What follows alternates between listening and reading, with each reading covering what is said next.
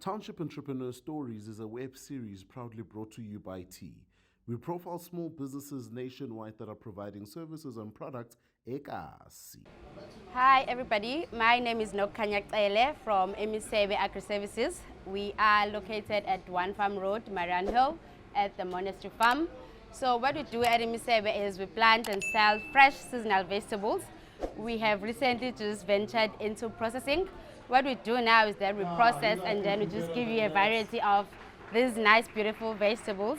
And what we offer is quality, health, and status, because it's not everybody who just wants to have a plate with a nice stir fry. So with us, you get that a lot. So people must buy from us because we sell health, quality, convenience, and status. You can get hold of us on WhatsApp on 061 591 5606 or call us also on 061 591 5606.